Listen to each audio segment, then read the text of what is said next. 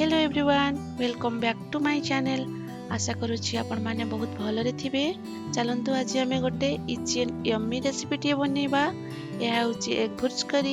आपण माने जदि क्विकली किछि बनेय पई चाहुचंती ताहले एही रेसिपी टी को निश्चित ट्राई करंतु। वीडियो टी को लास्ट पर्यंत देखंतु। भलो लागिले लाइक शेयर सब्सक्राइब करिया को जम्मा भी भूलिबेनी। तो चलंतु स्टार्ट करबा आज रेसिपी। एग भुर्ज करी पई मो एठी 6टी अंडा को नेछि। आपण माने चाहिले अधिक किंबा कम नहीं पारिबे। मसला प्रस्तुत करने पाई मो एठी 2टी मीडियम साइज रो प्याज को एमिति चॉप करि नेछि। 2 ରୁ 3 टमाटो को पेस्ट बनै नेछि। गोटे चम्मच नै जाइछि अदा रसुन रो पेस्ट को।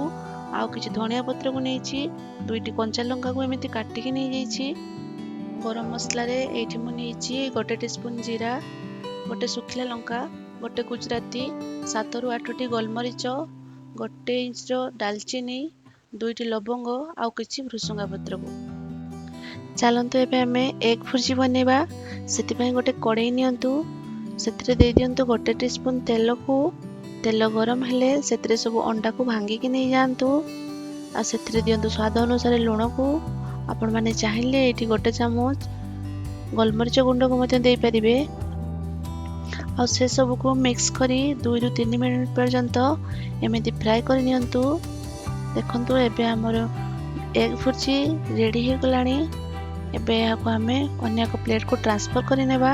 एबे मसाला प्रस्तुत पई सेही कड़ाई रे दे दियंतु गोटे टेबलस्पून तेल। तेल को गरम होइबा पई छाडी दियंतु। तेल गरम होई गले सेतरे रखितिबा गरम मसला को ऐड कर नियंतु। ता साथरे दे दियंतु 4 ରୁ 5टी भृसंगा पत्र को। एबे सेतरे दे दियंतु काटि रखितिबा प्याज को। एठी आपण माने कंचा लंका को मध्ये ऐड करि परिबे। आ ताको किछि समय पे एमिति फ्राई करि नियंतु। 1 ରୁ 2 मिनिट फ्राई कला परे सेतरे दे दियंतु अदा रसुन रो पेस्ट को। आ ताको एमिति 2 मिनिट पर्यंत एमिति फ्राई करि नियंतु जेमिति अदा रसुन रो कंचा स्मेल चली जिवो। एबे सेतरे हल्दी पाउडर, रेड चिली पाउडर को ऐड करि नियंतु। आ मिक्स करि नियंतु। एमिति 1 ରୁ 2 मिनिट फ्राई कला परे सेतरे दे दियंतु टमाटर प्यूरी को। आ से सब को मिक्स करी 4 ରୁ 5 मिनिट पर्यंत आपण माने भल भाबे कसी नियंतु। एठी आपण माने जदि चाहिबे कवर करिकि मध्ये कसी परिबे। आ मझिरे मझिरे चेक करिवे काले मसला तळे लागी जिवो। एबे सेथरे दे दियंतु गोटे टीस्पून गरम मसला आ स्वाद अनुसार लूण को। आ से सब को मिक्स करी 3 ରୁ 4 मिनिट पर्यंत कसी नियंतु। एहाको मीडियम फ्लेम रे कसिबे।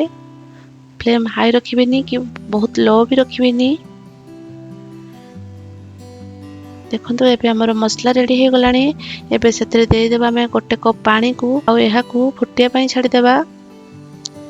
2 ରୁ 3 मिनिट पर्यंत फुटिया पई छाडी देबा। देखंतु मसला हमर रेडी हे गलानी। एबे भाजी रखितबा एग भुर्जी को सेतरे ऐड करी 2 ରୁ 3 मिनिट पर्यंत मीडियम फ्लेम रे एमिति कुक करनेबा। एबे चलंतु काटी रखिया धनिया पत्र को ऐड करि नबा। आ 1 ରୁ 2 मिनिट पर्यंत गैस रो फ्लेम को ऑफ करी ताको छाडी देबा। देखंतु एबे हमर प्रस्तुत हे गला एग भुर्ज करी।